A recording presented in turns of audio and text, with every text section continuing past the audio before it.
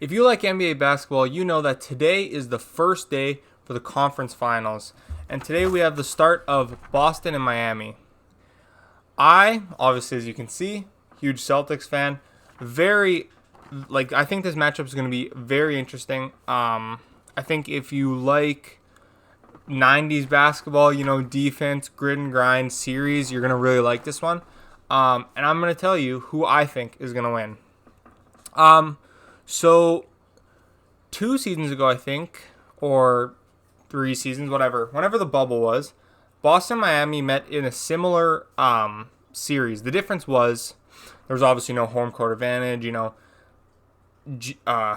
Miami didn't have Kyle Lowry, Oladipo, these people. Boston had Gordon Hayward, Kemba. Very, very different circumstances. And you saw Miami take the win. Boston also didn't have Al Horford, which I think will be a big part in this series, especially, you've seen in that series how Miami just kind of took the paint by force. They just, Boston really didn't have anything to throw at them and they just took it. The Boston was just like, oh, have the paint, So that's something you're not going to see, I don't think, this time around. In the regular season, I went back and looked at every Miami-Boston game in the regular season. The first one, you had Miami losing by 20. Jason Tatum and Jaylen Brown both played horribly. And Tyler Hero also played horribly. And there was really no Oladipo. He was injured for most of the season. The second time Miami and Boston played, Miami lost again by 30. But this time it kind of really didn't count because Butler and Oladipo and Lowry were all not in the lineup at all. And Hero, once again, was pretty much the only player, and he played really good. And this is the game Mass Strus went out for a really good game. And then the last time, the most recent time that Miami fought Boston in the regular season, Miami wins. And Kyle Lowry and Jimmy Butler both have really good games. And Tyler Hero has not a really good game. And the Celtics didn't have Rob. So every single time that these teams have met in the regular season, they've never been at full strength. And we should be seeing, for the first time this year, both teams can be at full strength at time in the series, of course, permitting that there's no injuries and that Kyle Lowry comes back for game 2 because he's already out for game 1. Boston's first round matchup, if you're an NBA fan, you should know this, was the Brooklyn Nets, and they showed how elite their defense was. They showed that they should be someone you're watching out for in the East. They didn't tank at the end of the season to get a lower seed to miss Brooklyn, and their prize was facing Brooklyn, and they convincingly swept them. It was close games, but with fouling Claxton on purpose to kind of miss free throws and, take the possession out of maybe a Bruce Brown score or something, So it was close. You saw a game winner game 1. But it wasn't super close. It wasn't like, they got swept, right?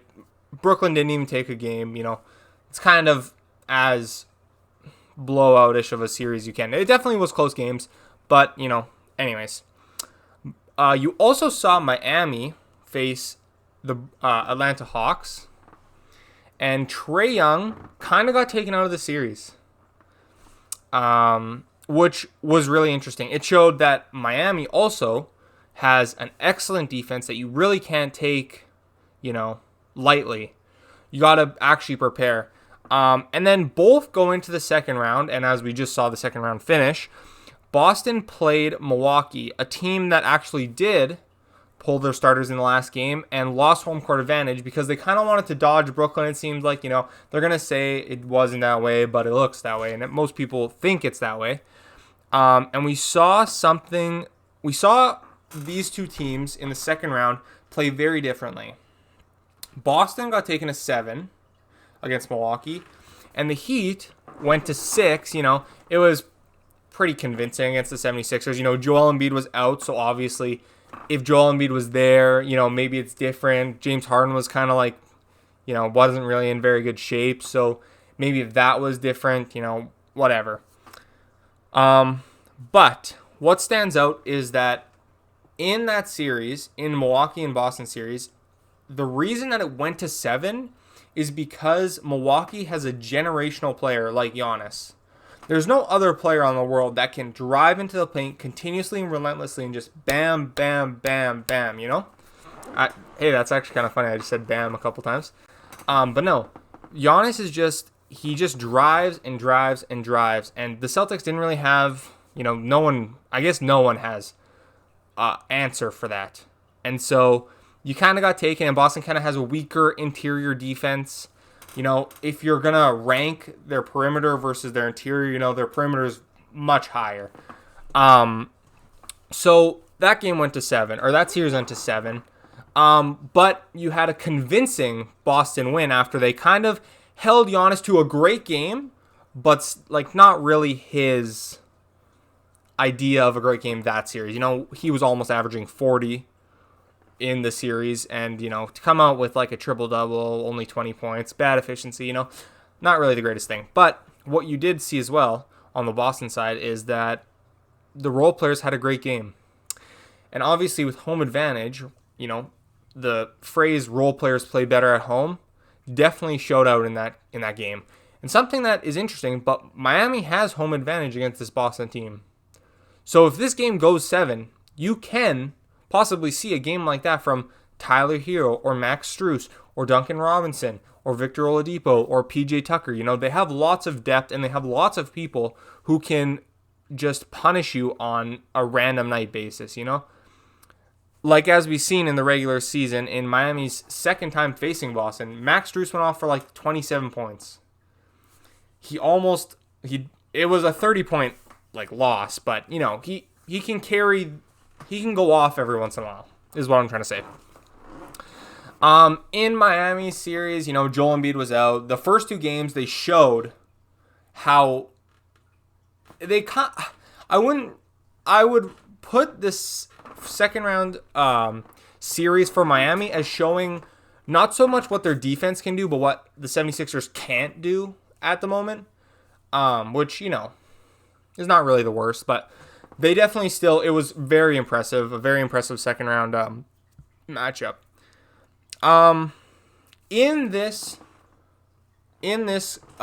conference finals battle, the duel of the best teams in the East, you got 1 going up against 2. There's no better things. You saw these 2. Most of the season, Miami was at the top and Celtics were at the bottom, but you've seen at the end, they kind of switched up. Celtics were the first seed for a little bit, went down to the 4th seed. Miami was the 1st seed, went down to the 2nd seed, went back up to the 1st seed. Boston ended up 2nd and Miami ended up 1st. So something you're going to see is the first 2 games are in Miami.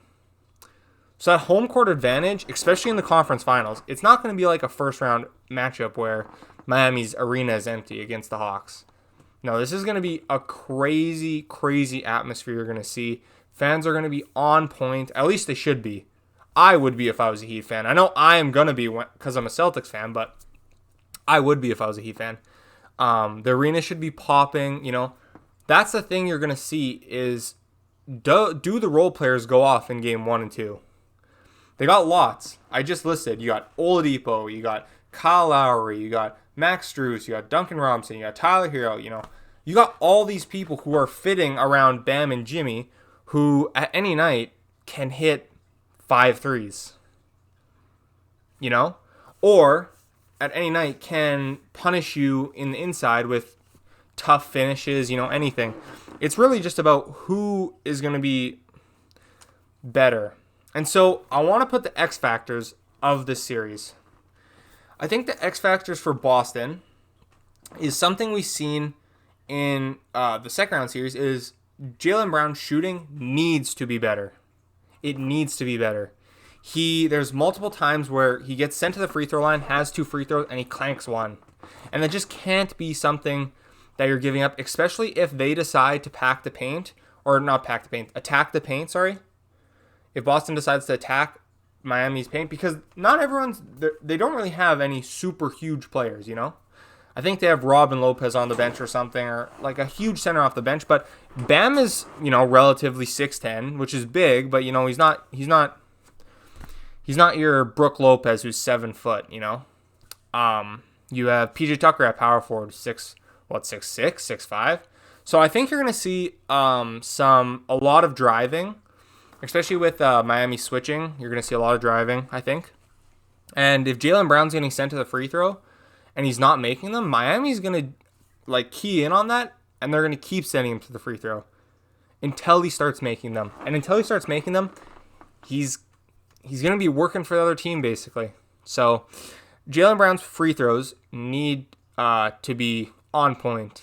Another X factor, kind of a cop-out answer, but obviously Jason Tatum needs to be an X factor. But I think more importantly, Jason Tatum's playmaking needs to be an X factor. You saw him in the end, especially, of Milwaukee's series, really dial in his playmaking.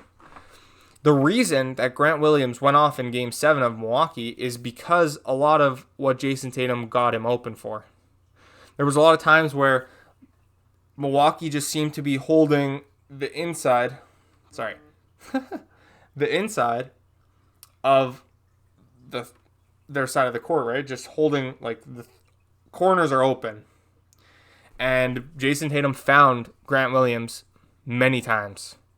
If Grant Williams would have been shooting better than 40% from the three, if he would have went Al Horford in game, 3 it was? If he would have went Al Horford in game 3 and hit, 70% of his threes, we would be looking at, a 50-point loss. It wouldn't be, they were up by 40 because we were. But it wouldn't be like that. It would be you're looking at a way, way bigger loss. And what I think stands out for Miami, the X factors for Miami, obviously Jimmy Butler can score.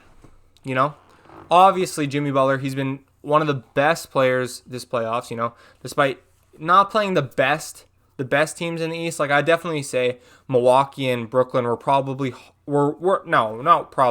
harder opponents than Hawks and, an injured, kind of washed up Harden 76ers. But Jimmy's just been, if you're playing a bad team, you have to take them out. You have to take the garbage out, and that's what Jimmy's been doing. And so, obviously Jimmy can score, but what we need to see is Tyler Hero prevail on the offensive end. Because if Jimmy gets taken off, Jimmy can play 48 minutes. But if he's the only one out there that's doing something, Miami's going to find a hard time. Obviously, the role players, shooting, all that stuff comes into that, If they play better, it'll open up the court more for Tyler Hero and Jimmy Butler, But I think we're really going to see if Tyler Hero has what it takes this series. If Tyler Hero can pull it out, then, we might be looking at a much, much, much closer series and possibly a Miami win. Obviously, both sides, role players, if role players don't show up to play, it's going to be a tough night. So that's kind of whatever. But the X factors, I think, are Jaylen Brown and Jason Tatum, specifically free throws and playmaking. And you need Hero to play really nice offense.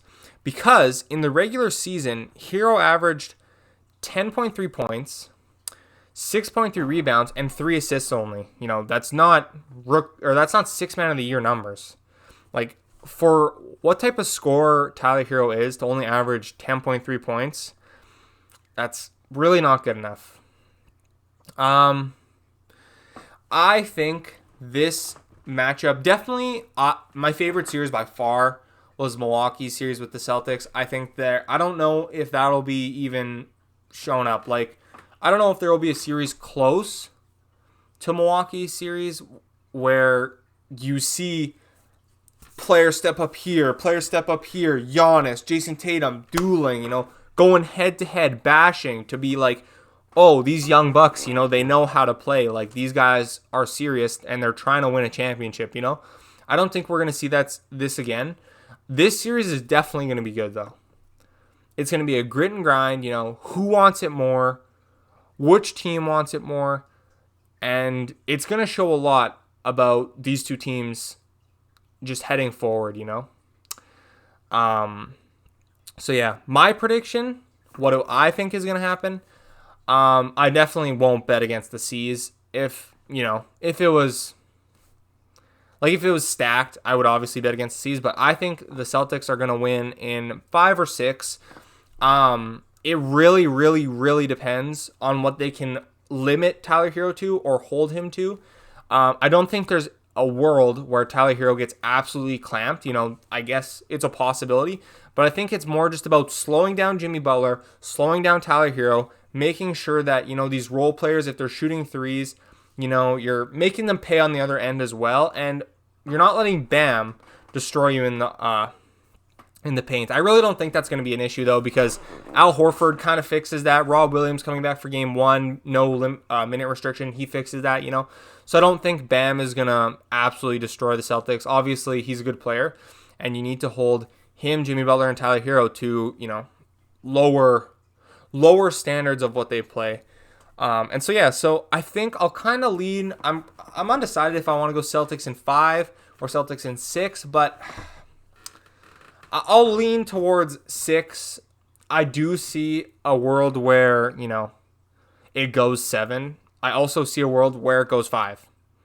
I'm not sure who wins what, who knows? If the Celtics win in 5, cool. If the Heat win in 7, I don't know. If the Heat win in 5, the Celtics win in 7. I will go my prediction, though, happy middle. I'll go Celtics in 6. Definitely won't bet against my boys. I don't know. I think you're going to see, this is going to show a lot about where teams are in just the grand scheme of the NBA. I think it's going to be a great matchup. I definitely would not miss a game. If you can afford to watch the games, don't miss it. Don't be sitting on your phone doing something else because you don't want to watch the game or because you're too lazy to turn on.